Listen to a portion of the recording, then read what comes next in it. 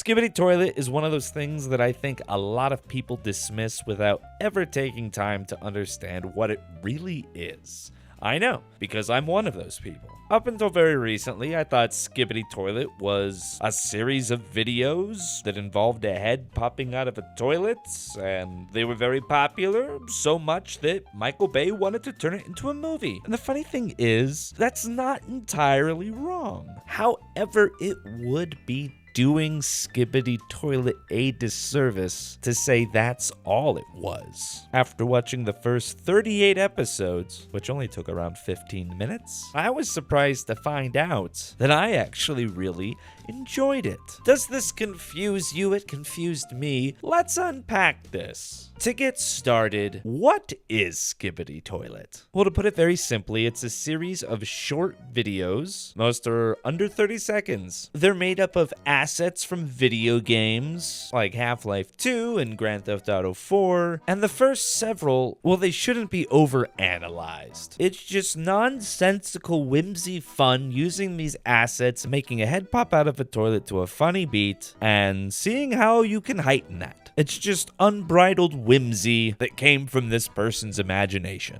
What I think a lot of people don't expect is a sincere and sinister turn that happens somewhere around episode 8 to 10. I was shocked too. If you watch episodes 1 through 20, you will pick up on the fact that these heads in toilets do not like the people who have cameras for heads, and these two are engaging in a escalating war that involves stealing each other's technology and planting moles on the other side. Now let's talk about why I like this, because I was shocked too. And let me be clear, I didn't like this in an ironic way, or in a so bad it's good way. I liked it in a way that felt familiar to me. I have spent an embarrassingly large quantity of time watching Gary's Mod videos. There is just something so enjoyable to me about watching things get used in ways that they weren't intended to be used. There is a delightful chaotic mayhem to these videos, and now I'm not saying that it is Shakespeare,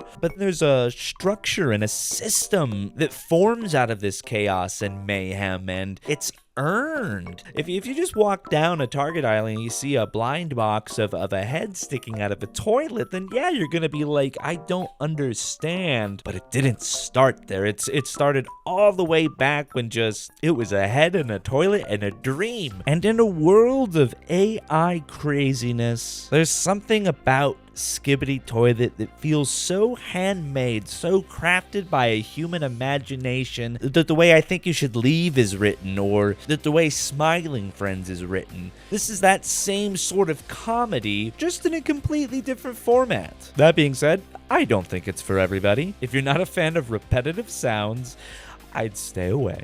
To me, I really enjoy all the repetition and the chaos that it creates, but certain people will find it unpleasant. And if you really need things to make sense or understand why things are happening, Skibidi Toilet might not be for you. Not that there isn't details and lore there, it's just like, I'm not sure I'd have a character bio that I could write for anybody. And I will be there to watch the Michael Bay movie when it comes out, because if they do this live action, good God.